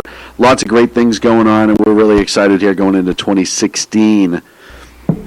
Oh, man. So, Dr. Arrington has a couple good articles. Actually, Dr. Arrington, yeah, has a really good one, too. There's a lot going on there. Check out. Oh, man. You know, the other thing I want to talk about, too, I heard a conversation the other day. Was it through your listening device? No, actually. I was talking to a couple of friends of mine who are in law enforcement. You do not have any friends? I do, actually. Okay. And most of them, as long as the check clears every month, they're right there for me. Right. For 1 day a week. For an hour. For an hour. Between 2, 3 on Wednesday. And they punch in when I get there and give them the check and punch out when the check clears. Oh, we got to go. Yeah, it's weird, right? But we were talking about overloading the system with the intelligence system. And he was saying that, you know, he has an FBI agent friend who says when we watch somebody 24/7, and there's a couple hundred people that we're doing this with, there's over 50 agents assigned to that detail, watching whoever. And they know, the bad guys know this, they know what it takes to follow that. Mm-hmm. And their biggest worry is that there's people intentionally creating distractionary alerts, if you will, drawing attention to themselves to draw these resources, and that their resources to detect terror will soon be overwhelmed. And you're going to have, I mean, listen, they're saying that San Bernardino was 2 years. Am I wrong? That's what the news was saying. I don't know. You're also seeing, but you saw another intel fail with the Boston Marathon bombers. You had the Russian intelligence agency turn around and say, hey, you got to watch these guys, and we didn't have the resources to scrub them out properly. So we've seen examples where that could have happened. We've seen examples. I mean, you look at this guy to Syria. He met this woman. They were talking online. Saudi Arabia. Why do I keep saying Isn't she Syria? from Pakistan? I think she's Pakistani. She's Pakistani. He traveled to Saudi Arabia. All of a sudden they met, got married, and came back. I don't know where they met, but there's some. I saw some media reports where she could be could be considered an operative.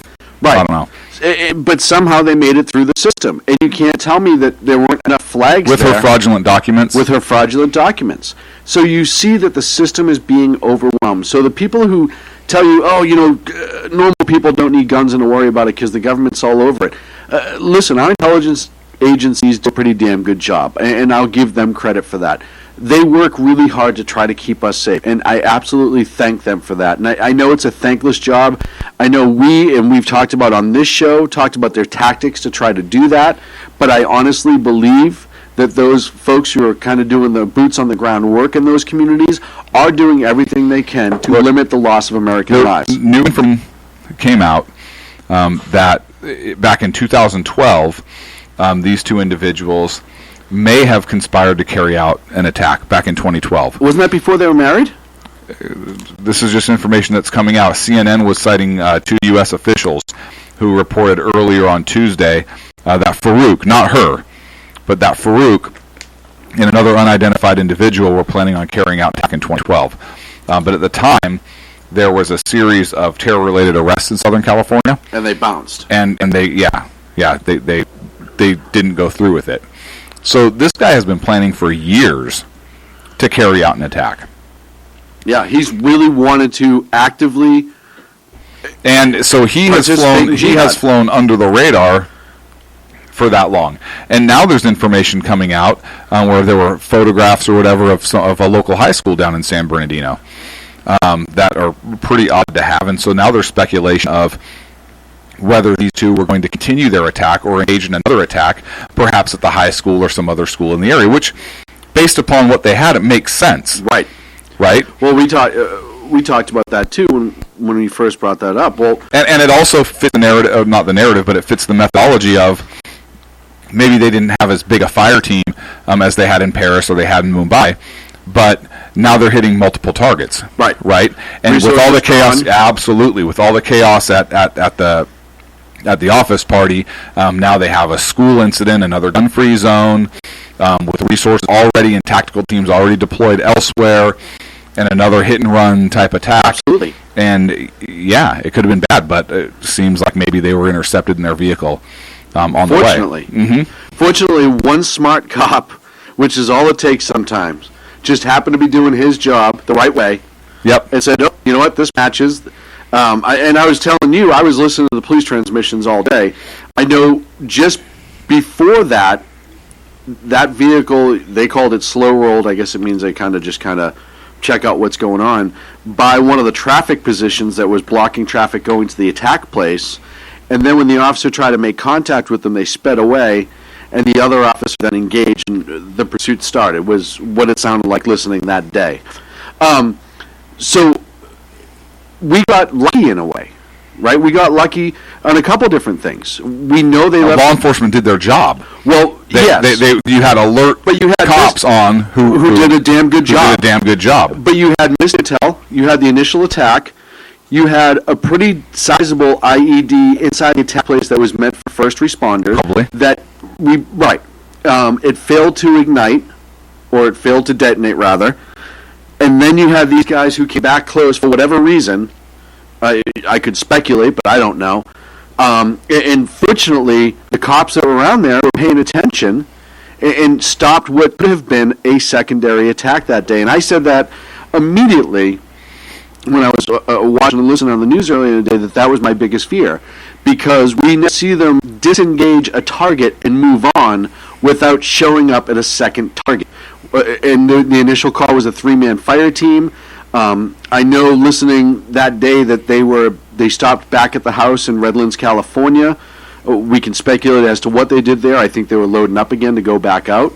I don't know. I still believe that there's that third party out there somewhere that may have been involved, that probably split away at the house and then realized the heat was too heavy and kind of disappeared for a bit.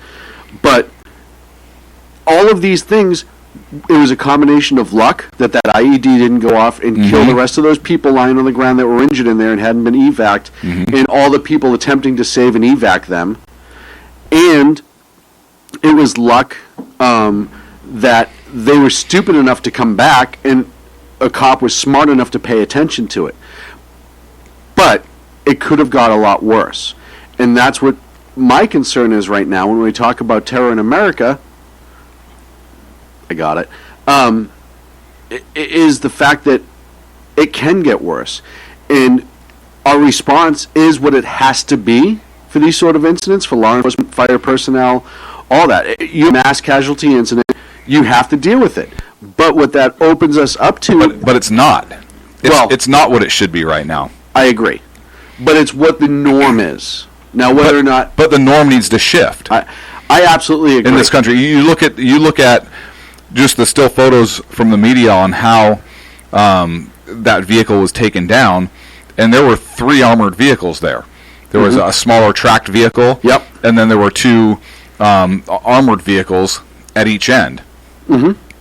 And the federal government is pulling armor from agencies because they don't need it, right? We need to demilitarize our police. It's another point I touched on in the article. So at the same time, we're asking our law enforcement to engage and stop these terror attacks when they happen. But with the same breath, we're pulling these resources. Right. Not we, but the federal government. Right. And some law enforcement agencies and jurisdictions are pulling away from this. They don't want to look military. Or they don't want to... Well, they're not military. No. They're not going to be rolling these vehicles out on a traffic stop. Right. Or to a domestic disturbance. As funny as that would be. Yes. It's not going to happen. Well, and but they have to have the capability to respond to this. Because the military's not. Well, and the problem is I think the people in this country who push for this quote-unquote demilitarization of police don't understand that they always reference back to like 50s and 60s and 70s law enforcement. First of all, SWAT teams back then had rifles and armed vehicles. They most certainly did. I've seen SWAT. Yeah. SWAT didn't come about until like the 60s. First in Philadelphia and then in L.A. Right? And it was a kind of a slow-growing But they all had phenomenon. M16s because they were coming back from Vietnam and they were readily available. Right. They went to submachine guns in the 80s as the big, because you could throw a large amount large amount of ammunition at somebody. And the rounds didn't go through walls. And the rounds didn't go through wall, and it was cheaper overall because now you use a pistol round. Right. But reality is,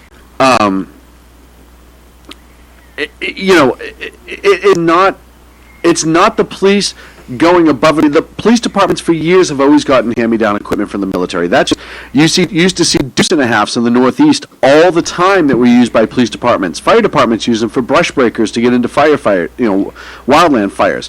It was a very normal thing, and it still is. All they're doing is adapting to the current threat in order to protect the citizenry. Right, and let's look at the military surplus vehicles that were being pushed out. They were MRAPs, or they were vehicles that were designed to roll over an IED because our military personnel were getting taken out with IEDs. And guess what? These terrorists here in the homeland are using IEDs. The threat that the American citizens and American law enforcement faces here at home is the exact same threat that the military faces overseas. With this stuff. Yes. We just saw it. Yes. So they need that capability. Right. And the other thing too, I had a Facebook conversation the other day with somebody who Northeastern University in Boston, Massachusetts. Remember last year, Boston City Council forbid Boston police from putting patrol rifles in every single car in the city. Yes. Because they were worried about the militarization. Stupid. Northeastern University has its own police department in the heart of downtown Boston. Authorized rifles for their officers be locked in the trunk and deployed for active shooter situation, etc. And there are students there and employees who were upset by this. Well, I don't know why they need it. It's a complete militarization, blah, blah, blah. I said, well, they're not going to answer loud music calls. It's ignorance. And I finally, it was myself and somebody else, explained to the person, listen, your school, should there be an active shooter and they have any sort of armor, they don't have to buy actual physical body armor. All they need is a steel plate and rope under a shirt. I saw that in a Clint Eastwood movie. Aim for the Heart. Right. Back to the Future 3. Which was a play on that Clint Eastwood movie. Was. Yeah. But reality is, they need to be able to engage from a distance sometimes. You need something that's going to penetrate armor and stop. And we explained pistol versus rifle, et cetera, et cetera. They kept getting stuck up on semi-automatic. That was the big scary thing. Well, they're semi-automatic. Well, first of all, you're not going to have... Semi-automatic means you depress the trigger one time, one round is discharged. Right. It's the function of the weapon. I said to him, it's just not a revolver. All of their pistols are semi-automatic? Yeah. Well, no. Well, they are. That's all that means is that there's no bolt action to work. You don't want a bolt action. Or a cylinder. Right, or a cylinder. You don't want bolt action if you're in a firefight. Right. You want to be able to put lead down range. So after that, it was understood. And she's like, well, it still makes me feel... I said, I know, guns make you feel icky. Right. Right, because you have no idea about them or what they do or how they operate, so they just must be bad. And that's a natural human tendency. We don't understand something. I don't think it's natural human... Oh, yeah, I see where you're going with this. Right. Yes. We don't understand something, so we're scared of it. We're scared of it. And there was a video on YouTube that a gal made not too long ago. She makes some other good videos, but one of the things she said is, find your liberal friend, get him to the gun range, and educate him. Because she believes, as do I, is a lot of the anti-gun rhetoric comes from lack of knowledge. It is, and they have fun. And they do. A lot of people have fun. Mm-hmm. But it shows you that, listen, this thing doesn't go off by itself. It doesn't just randomly mass kill people. It's not lazy. Agador just nailed a point that I was getting to. We need to have gun education in schools. We used to have rifle teams. We used to. And that... high school competitive rifle teams. Mm-hmm. You had, what was the civilian marksmanship program? Yep, which is still around. Yeah, but it's not under the federal government. It's not the same. Right, it's not the same as it was. But it used to be a federal program. What that did was teach people gun safety and the operations, so they don't think. And the ability to purchase a surplus grand. Right. Oh yeah, so that they could have. And so you get into these conversations, and a lot of it's ignorance. They try to throw at you gun stats. Well, guns, and you look at every high crime area, with the exception, I said this last week, of Atlanta and New Orleans, every high crime area has high gun control. Chicago, D.C., Oakland, L.A., et cetera, et cetera. There's a reason for it. But you go, what's it, Switzerland, where every citizen, home is has to maintain a weapon. Some of the lowest crime rate in general in the world.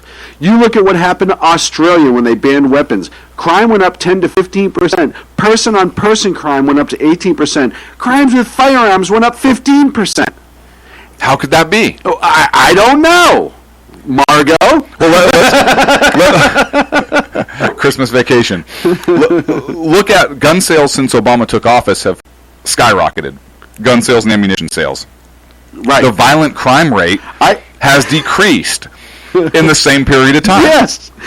And he's going to take credit for it, but yes. It's not going to be because of what the reality of it. I think that if I owned Colt, or if I owned a gun company, POF USA, right, our friends at Patriot Goods Factory, I would send Obama an award for Salesman of the Year and a check for like $500. Thank you, President Obama. Right. Our sales are up 40% because of you. I appreciate, and I put it all over the internet. Because his jackassery, the liberal jackassery and ignorance to weapons has led to a lot of this. And the other thing is the more that they decry firearms and try to make it less legal for the average citizen to own it, the more those of us who understand and appreciate firearms pull further to the right. And it's a natural reaction. You push further to the left, I can't let you keep going. I'm not going to. But they talk about common sense. Common sense to who for gun control? Common sense is not common sense. Common sense ain't so common. Right. I will agree that there are some things that maybe we could do different, but in order to do those things, you have to lift some of the other bullshit restrictions you have. You want common sense gun laws? Require that if you have a gun in the home and children, that those children go through a gun safety course. I would much rather that. Right? I would much rather that. I think that's a brilliant idea. Sorry, I'm responding. Somebody brought up assault rifle, and I said there's no such thing as an assault weapon. It's a made-up liberal term. Just because something has a bayonet lug, a magazine, a pistol grip, doesn't mean that it's an assault weapon. It's cosmetic. I guarantee those things are cosmetic. I can do an assault weapon just as quick as a firearm. Right. Go to assault you with it, and that's a weapon. Guess what? But the fear of guns is what led us. And the other thing too, and liberals, I hate to tell you this, you're being played. I know some of you know where this is going and know where this president wants to go, but I think a vast majority don't. You think it's good feelings. Oh, this makes me feel good. Feels so good to get these damn guns off the street. It's an emotional response. But one of the things you don't realize is you're being played. Again, they are making the gun the patsy. The gun did it. The gun did it. The gun did it. The gun doesn't make the choice. But you're letting these idiots in Colorado. So hang on a second. You're letting these idiots off the hook. Did murder ever happen before there were guns? No. Never, right? Never once in the history of mankind. Not even in the Bible. You can't find anything about murder. No, it didn't happen. They're not digging up fossils of people with knives sticking out of them. That doesn't happen either. Right. That's never happened. Right. People weren't killed with arrows or with swords Timothy McVeigh or with did not kill anybody with a gun. With a gun. He had access to guns. I talk about this. The Unabomber. The Unabomber. They should outlaw explosive devices. They already do. Oh. Timothy McVeigh. Bad argument. There are videos with him. He had access to weapons, knowledge of weapons, could have used a weapon. He went with the weapon he chose because it did more death and destruction. It wasn't because he could his hand on a gun. It was because he went with what the bigger impact was. Same thing with the Unabomber. Look at, what's his name, Rudolph there, who was the Planned Parenthood or abortion clinic bomber back in the 90s. Remember during the marathon, the Olympics, and they thought the Olympic security guard who was saving people's lives was the suspect for a while? Mm-hmm. But same thing. He used a bomb. Bill Ayers, close friends of the president's, Weather Underground, they used bombs to attack police stations. So people who don't have access to weapons or firearms are still going to do what they do. You aren't going to stop that. But what you can do is give that average citizen a chance. Yes. To defend themselves. And yeah, if they use a bomb, there's nothing you can do. But if they walk in with a rifle, you have that opportunity. And I tell this to all my liberal friends. As much as you hate guns right now, as much as you think this is the most horrible thing on the face of the planet, what happens when the solar flare happens that they keep telling us could happen at any given time, really? That would take out a vast amount of electronics in this country. I'm not talking about terrorism. I'm not talking martial law. I'm talking about a naturally occurring incident, a tsunami, some sort of major natural disaster where there's no electricity, people can't get gasoline, food, and water. So you make all firearms electronically operated. That way they all stop working. Well, that was one of my arguments for that whole electronic wristband thing, but let's go beyond that. We saw with Katrina what happens to neighborhoods when there's no food, water, whatever. Right? People do whatever they have to do to survive.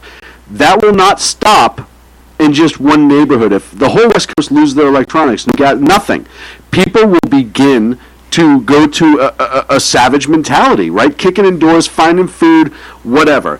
And that's a possibility. We see it with Katrina. We see it in a lot of places. It happened before. And that's not a man-made disaster. Nothing whatsoever. Act of God. If that happens, my liberal friends, I tell you this. I will still, even if you were afraid to do it, I will still defend your family and your children. You can come to me. And I will absolutely... we're going to have a long conversation. You're going to have to sit and listen to me going, aren't you glad I have a gun now? Now give me your food. No, pour me a bourbon and shut up.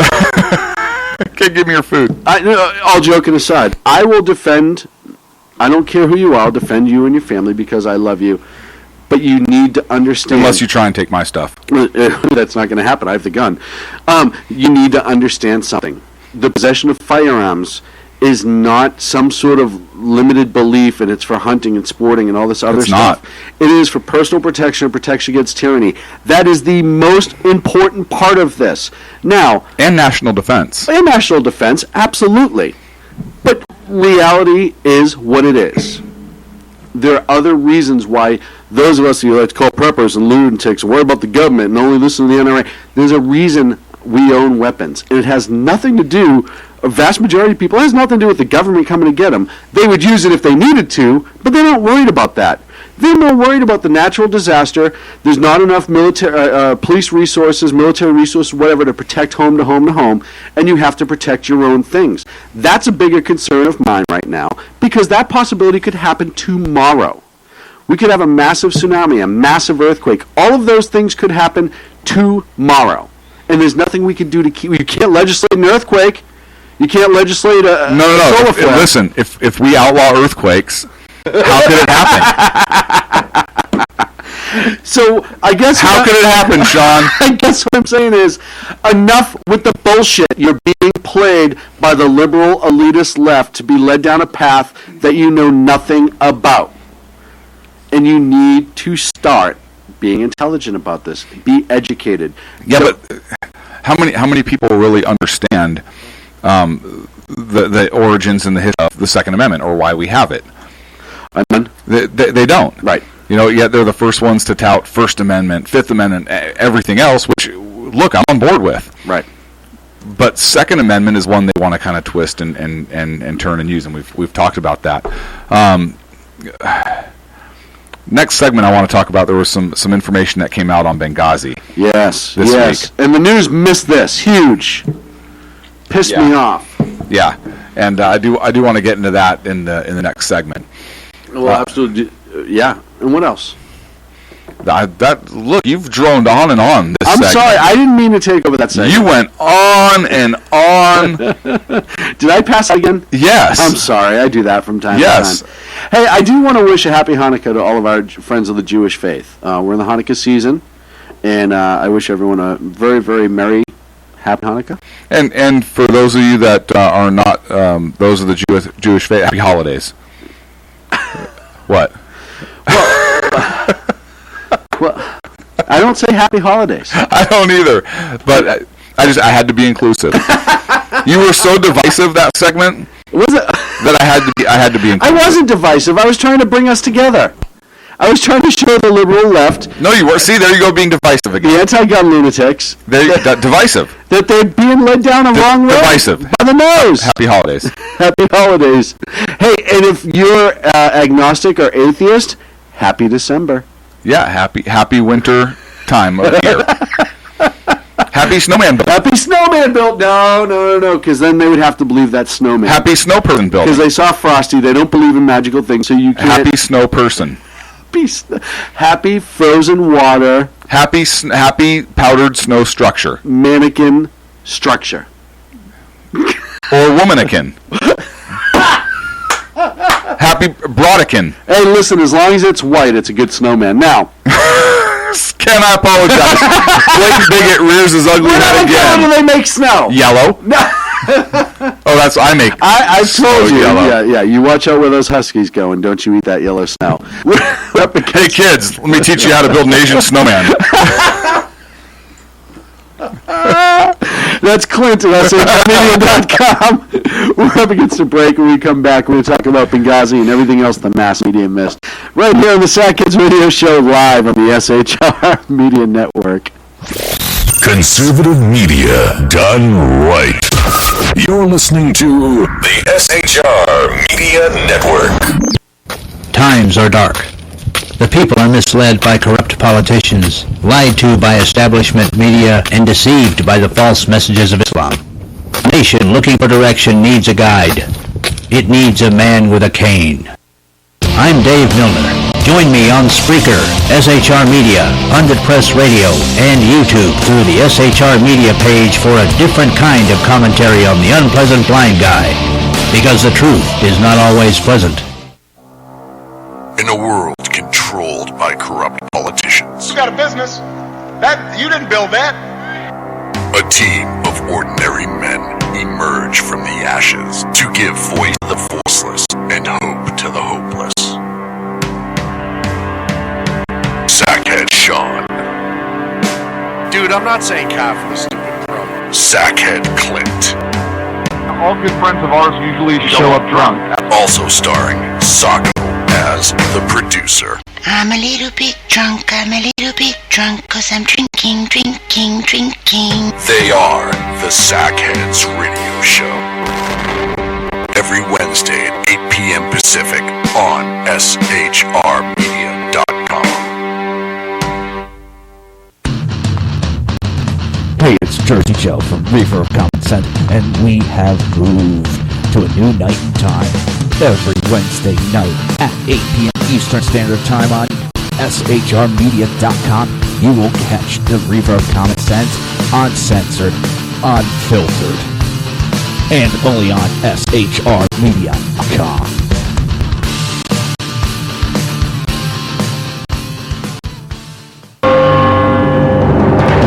Hello, I'm Matt, a student at Hillsdale College.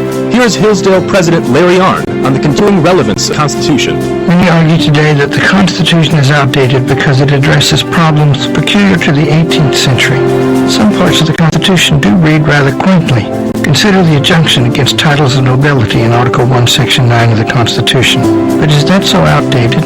The purpose of the injunction is to prevent the government granting special privileges to some for partisan reasons. This strikes at the heart of the rule of law. The crony capitalism so common today is a place where the government bestows favors and tax dollars on some businesses to give them a leg up over others. This is exactly the kind of thing the Constitution was meant to prohibit. The Constitution is not so outdated after all. This Constitution Minute was brought to you by Hillsdale College. To join the national conversation on the Constitution, go to constitutionminute.com. Conservative media done right. You're listening to the SHR Media Network. And we're back here, ladies and gentlemen, on the SHR Media Network. On the Sackheads Radio Show, thank you so much for sticking around. You're welcome. Running in the last 30 minutes. You're welcome. I can't believe I'm still here. A couple good ones from the chat room. Ken says it's hard to keep friends when you build a black snowman. Agador says, for all of our global warming friends, happy Republican cause reduced heat time. We have happy winter holiday excuse for accept drunkenness and break from college from White Mamba. A couple other ones. Gotta get in the chat, man. There's good stuff rolling through there all the time. So Benghazi. So emails came out this week. New emails, shocking. That came from Leon Panetta's chief of staff, Jeremy Bush. And one said, quote, "I just tried you on the phone, but you were all in with S," which they believe is a reference to then Secretary of State Hillary Clinton. And after consulting with General Dempsey, General Ham, and the joint staff, we've identified the forces that could move to Benghazi. They are spinning up as we speak.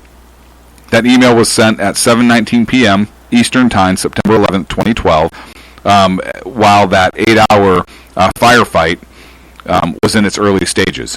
13. It was 13 total, but the firefight is right was 18. 13 for the response team that fought its way in and out. By spinning up, and I'll play stupid so you can explain it. What does spinning up mean? They had forces that were kitted out, geared up, ready to go, that were getting ready to roll and respond to the site. That they had resources that were at military resources identified that could respond to that fight, and we're in the process of getting geared up to go. And if you recall, Leon Panetta told the Senate Armed Services Committee about 2 years ago that basically there was no immediate response. And his quote was, "Time, distance, and lack of an adequate warning, events that moved very quickly on the ground prevented a more immediate response." And we now know that's not true. They had resources identified. They had resources that were ready to roll. And this was at a time before the mortar attacks when Tyrone Woods was killed, and look, it goes against their narrative of, well, we just didn't have time. It was rapidly evolving. We didn't have the resources identified. Well, clearly they did. We had Chris Peranto on the air with us in Vegas, telling us that he was the radio guy calling for help. Every what do you say? Every 20 minutes, just to be a smartass at that point, and kept getting told no support. At some point, yeah, and finally stopped answering him. Yes, and they stopped answering him. Just amazing. Amazing. So here you have, and I don't know how the media missed this one. Well, because they could hide behind San Bernardino on this. I know Fox carried it, but it was just a blurb. It was like one article on their website. It wasn't. I don't recall seeing anything on the shows. I didn't see anything on CNN. I didn't see anything. I haven't read it anywhere else. I haven't. That's a big deal. It's a humongous deal. Listen, particularly when you have a presidential candidate, one who is leading on the Democratic side, and Hillary Clinton, who was the Secretary of State, who was responsible at the time for getting this stuff going, and nothing. And we were told this whole time, well, yeah, we didn't have the resources. We couldn't have it. It was too quick. We didn't have any. Guess what? You had some generals that had identified resources and were spinning people up that were getting them ready to go, were ready to go and could have responded at the early stages. And listen, we had hinted this when Carter Ham, who was the head of AFRICOM at the time, was immediately, or within weeks, relieved of his duty. Yeah. And the rumor at the time, it wasn't confirmed, but the rumor around the Pentagon was he was about to go and bring his or send his troops, and essentially was told that if he gave that order, he'd be arrested immediately. Was the scuttlebutt about Carter, and he was in charge of AFRICOM. That was his command that would have responded. Where they had resources available. Yes. And we knew there were resources available because we've had those conversations, right? People have said, wait a minute, you had this team that was in Italy ready to go, you had the fast team here, the Marines, whose actual job it is to respond to those types of incidents. Yep. We had F-16s that could have at least been on station, even if they couldn't have engaged due to collateral damage or whatever. It's war! Well, but I mean, for the people on the ground, they're trying to evacuate the people inside. There is now, all doubt has been erased. Yes. Now. Yes. That there was not only assets were ready to go, but that those assets were offered up. Right. All they needed was authorization from the State Department. And guess what? That authorization never came. Ever came. Isn't that the most pathetic thing in the world? And do you remember Hillary Clinton's ad? Who do you want answering the phone at FAM? What, her voicemail? I'm sorry. She's obviously not going to pick it up. I'm not laughing at the incident. I'm not laughing at the lack of response. I'm just laughing at the irony in all of this. It's ironical, as Big Fat Paulie, our friend, likes to say all the time. Big fat, chubby, round Paulie. Peaches. It's ironical, and here's why. Everything that she had ran on, everything she still kind of runs on, right? I mean, you saw the Benghazi hearing kind of snubbing her nose a couple months ago. She's had this untouchable approach to everything. Oh, they'll never find anything, blah, blah, blah, blah, blah, blah, blah, blah, blah. And then all of a sudden this email comes out. And you know what a bombshell this email truly is by the lack of mainstream media response to it. Mm-hmm. And how it's just buried and go away, blah, blah, blah. We don't want this because this will hurt Hill Dog. It's scary. And if I was, oh man, don't ever click on anything that Ken McClinton puts in the chat room. Somebody apparently Googled Hillary Clinton breast. It's not good. That's scary. Safe search was off, and now I might vomit. Are they big toe indicators? No. Do they point down? No, I don't even know. It doesn't. It's not her, so it's hard to say. It's all Photoshop, but I still feel like I have that nauseous feeling now, like I was just chewing on a bag of rusty nickels. Do they touch cankles? But we know Hill Dog. We know that Hill Dog is disgusting. We knew that there were resources there. This just confirms kind of what we know. And we know that those we knew from talking to Chris Peranto, and right. And it's sad to me that all of that was done. All of these people lost their lives. The potential of having these operators who are on the ground, Chris and all the other guys on that team, who are trying to extract these people and risking their own lives for hours on end. In disobedience of orders. You had the other contractors steal a plane, essentially, to fly there in a system because nobody else would go. Mm-hmm. And they lied for political gain. And then tried to blame it on an email. Right. They not only attacked the embassy, they attacked the CIA annex. Yes, they attacked American soil. Twice. You know, you had some schmuck video maker who got blamed for it. And don't get me wrong, the guy shouldn't have made a video and the terms of his probation were violated. He did that to himself. But how long were they waiting to use that guy? Because that video was made like a year before that happened. How long were they waiting to use that? They knew this type. If anything happens, we're going to use this guy. They had a defense ready. Mm-hmm. You don't find that there was those 10,000 views on that stupid ass video, right? It didn't just pop up. It wasn't all over the place. That's bullshit. We had the dry runs. We know about what was happening in Egypt. We know all of this. We knew about the attack on the British ambassador. And the American Red Cross. Yep. So we knew all of that. And still, they tried to throw it was a lie, and there were still people in this country that sucked it up. And now the reality sets in, and the media is doing everything they can to dump it. And it's scary to me because here's the deal. I think a lot of people that would vote for Hillary wouldn't vote for Bernie, and they know that. Mm-hmm. Because Bernie's socialism hurts himself with a lot of the older Democrats, a lot of the older Blue Dog Democrats, which is Hillary's base. And if she's out... But she needs to get some of those liberal... Well, if she wins, the socialist Bernie lovers will vote for her just because there's a D next to her name. Right. But if she's out, you won't have the same thing happen in return because that older Blue Dog Democrats are not going to vote for Bernie Sanders. Not going to happen. Because they don't want to lose their pension they almost need. How does Bernie Sanders even get on the Democratic ticket? He's not a Democrat. No. He's an independent. He's actually a socialist, but he doesn't identify as a Democrat. So how is he running on the Democrat ticket, and how is he getting support from the party? He's not really. Because the Democratic Party is socialist? Yeah. Like Debbie Wasserman Schultz. What's the difference between a Democrat and a socialist? The real question is... wait a second. What isn't the difference is the real question. No, you're a difference. Yeah, she's like, well, the real question should be what's the difference between Democrats and Republicans? Oh, no, that's not the question. Answer the question.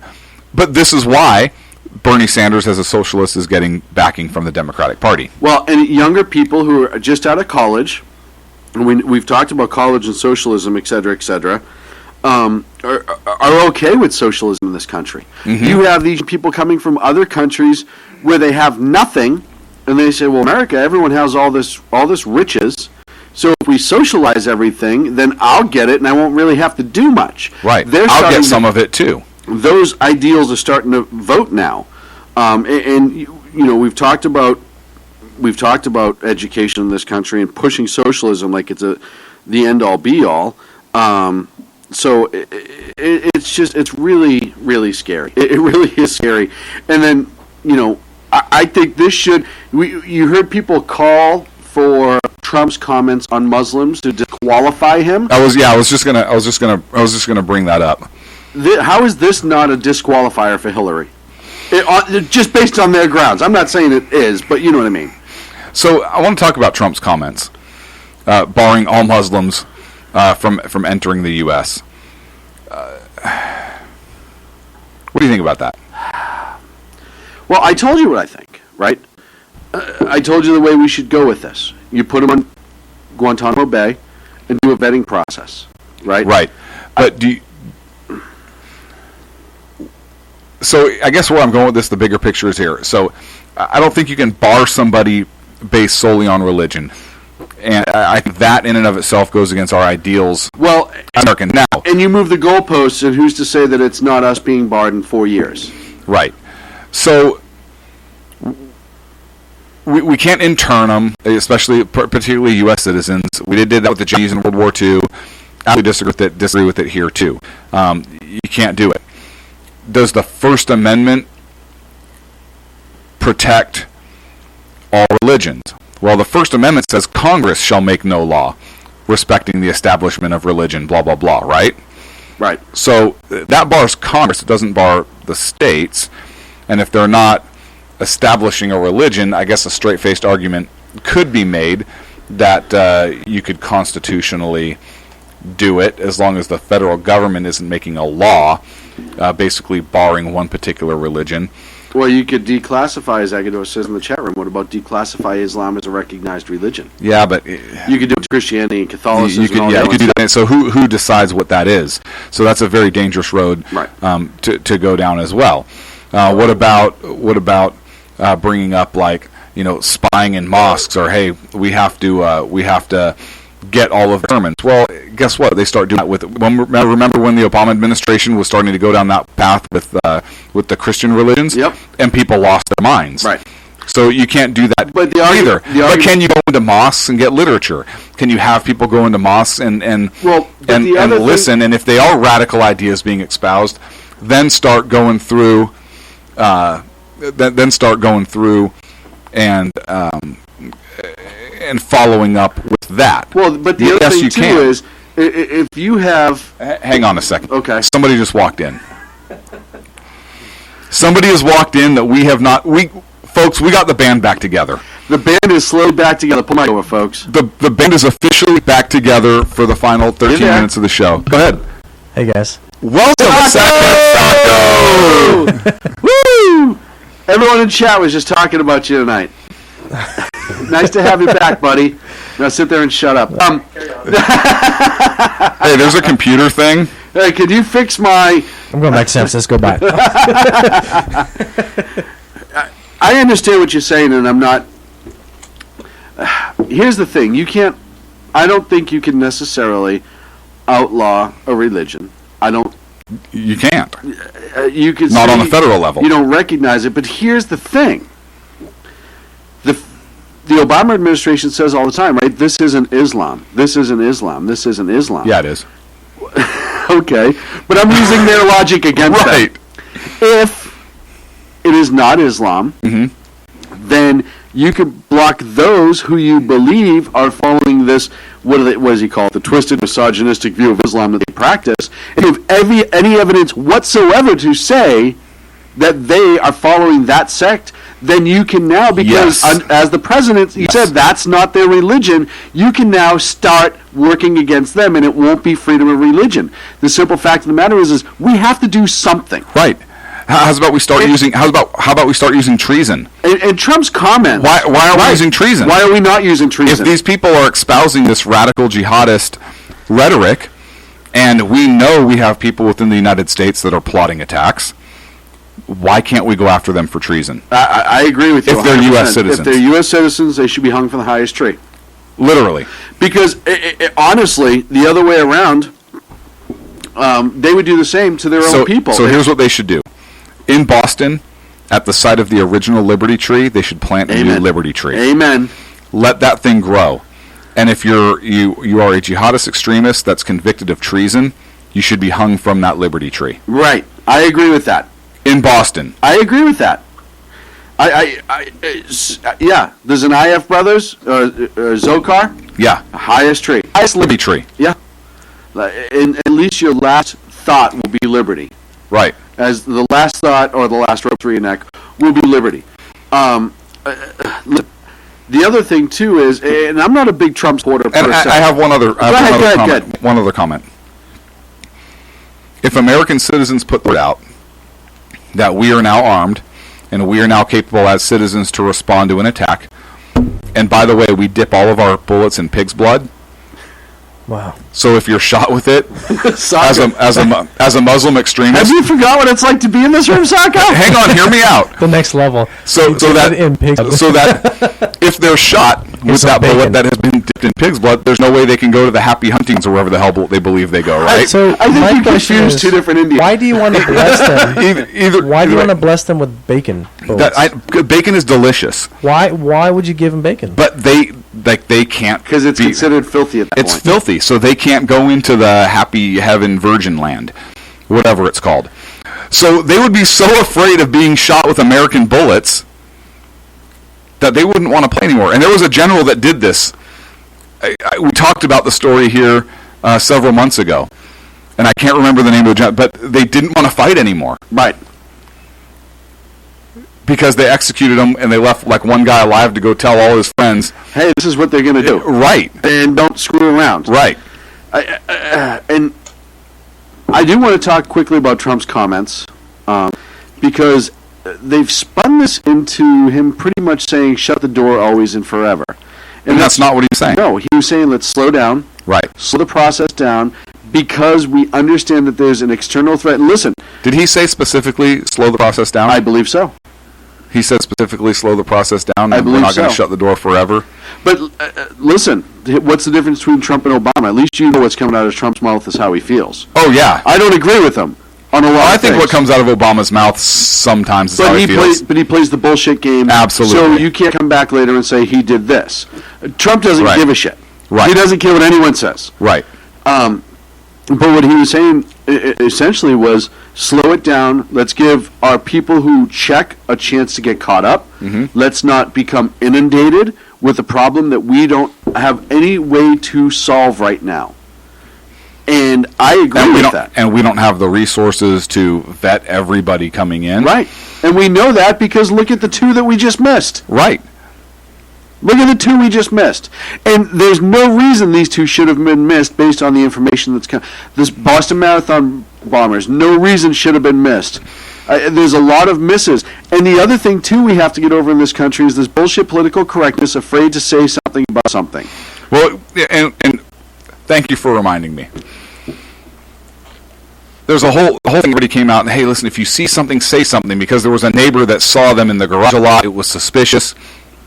Never said anything because they don't want to be branded racist, right? Oh, they're Muslims, and if I call on them, then I'm a racist. And you look at that 14-year-old or whatever that brought the clock to school in Texas. The administration did the right thing. It looked like a stinking bomb.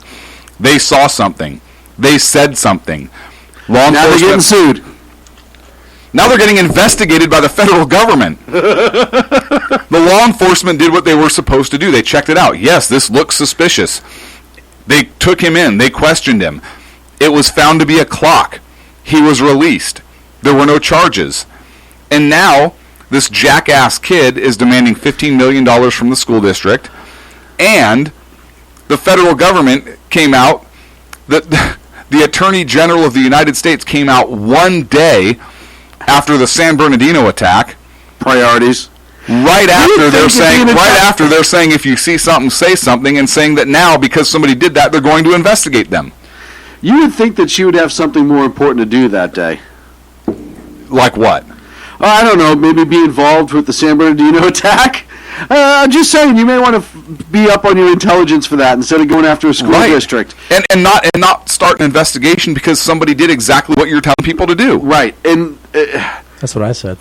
I think that we absolutely, there needs to be protection from people like Karen lawsuits when they call and say something and say, hey, this is strange, and it gets back to them that, Bill down the street called because he thought you were a Muslim trying to blow things up. Well, CARE's there, the lawsuit's there, defamation, all this other stuff starts showing up. There needs to be pass a law. If you see something, say something, and you say something, you're immune from... It will be abused. Yeah. But you have to do something. Because right now, political correctness is leading to a lot of deaths in this country. I hate to say it. It just led to 14 and 17 wounded. Political correctness. Because somebody was afraid to call in because they didn't want to be branded. That poor person is going to live forever knowing that they should have said something they did. I feel horrible for them. Or for several years. Well, for as long as they live. But they're going to always feel terrible. And I feel horrible for them. Because I'd like to think that they were good and they were just afraid of repercussion. Which is reasonable in this climate. Absolutely reasonable. Exactly. Same thing at Fort Hood. Everybody knew he was planning something. There was intel. He was talking to Anna Alawaki. They were watching his emails and his electronic communications. They were following him. You had other people that he was working with saying, hey, we need to worry about this guy, but I don't want to say anything because I don't want to be the Islamophobe. Right. Right? And you took the same oath I did. Yeah, exactly. No, but it was the Islamophobe thing. It was. Especially in the military. You come out with something like that, accuse another officer. Well, what I'm saying, they say, well, he took the same oath as you did, and blah, blah, blah. You're just worried because he's a Muslim. Right. Exactly. And they were afraid that it was going to end their careers. Meanwhile, we had the Fort Hood attacks. We've had number one. The first one. We've had other incidents that have happened like this. This political correctness is bullshit. And it's causing people's lives. And the simple fact, and you see somebody should write an article about that. I know, right? Or just go to shrmedia.com and you can click on one that's on there.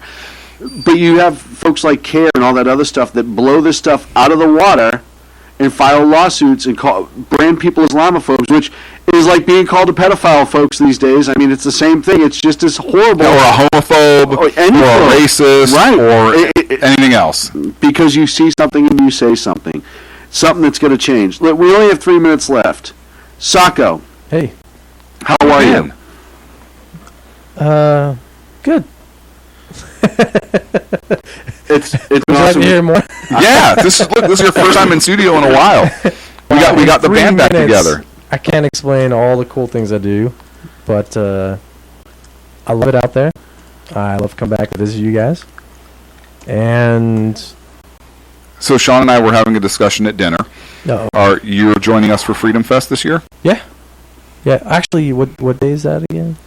Well, you're gonna. No, I need to know like ahead of time. We'll take care of that. Yeah, when I get the dates finalized, you'll know. Okay. Yeah, sign me up.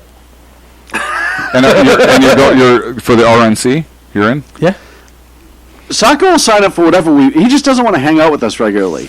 But it has to do with vacation. Right. Us hooking him up with chicks like we did at Freedom Fest. Right.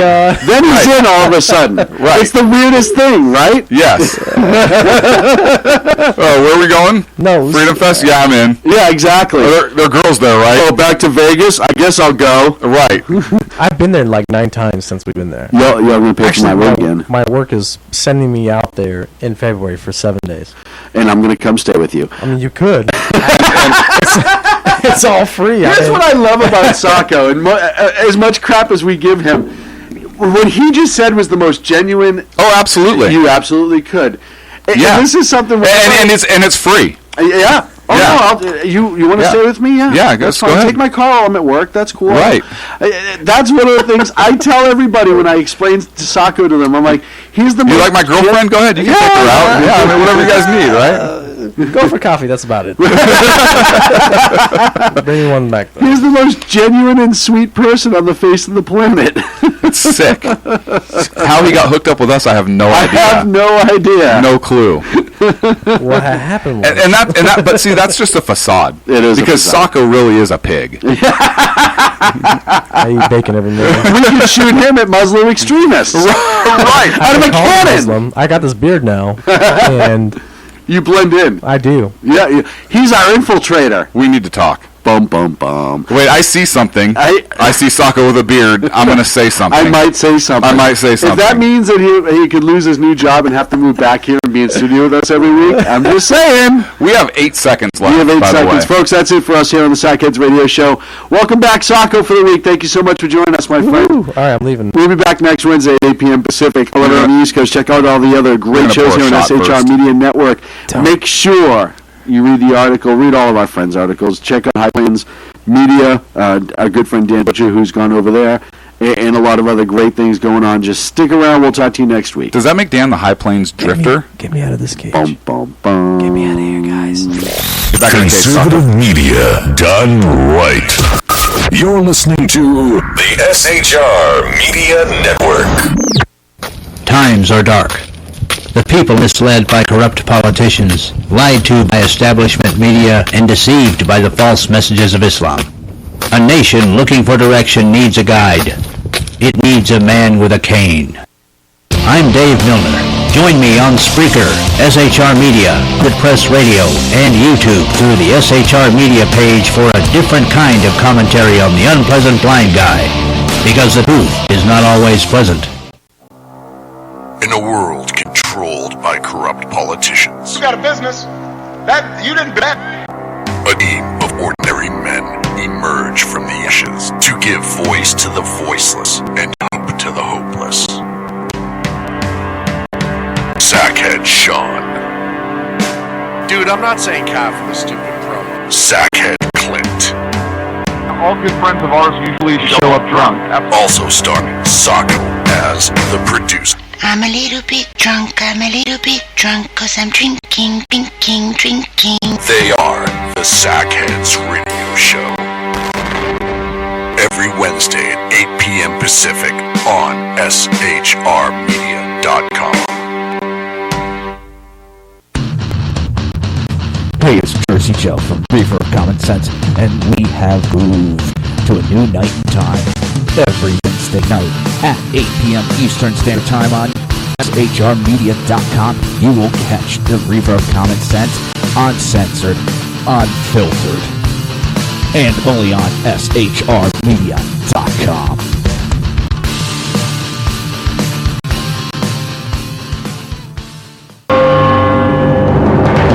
Hello, I'm Matt, a student at Hillsdale College.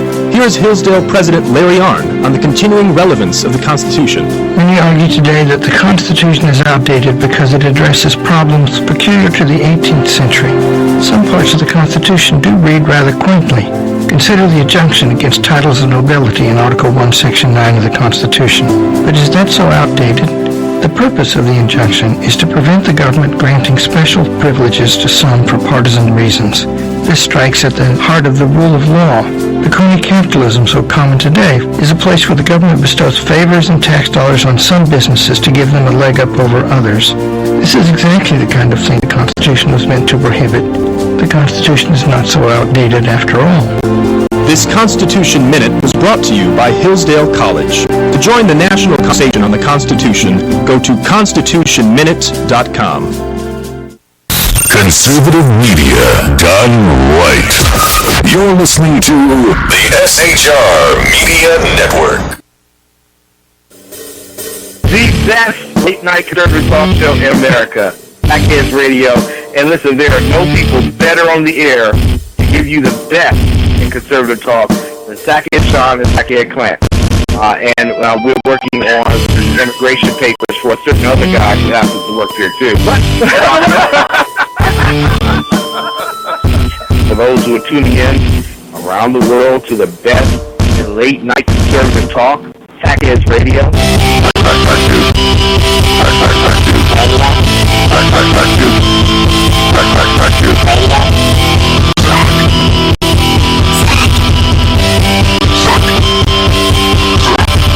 The best late night conservative talk show in America.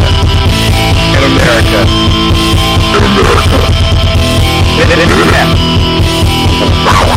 And in this web was a large, I'm pretty sure it was the biggest spider I've ever seen.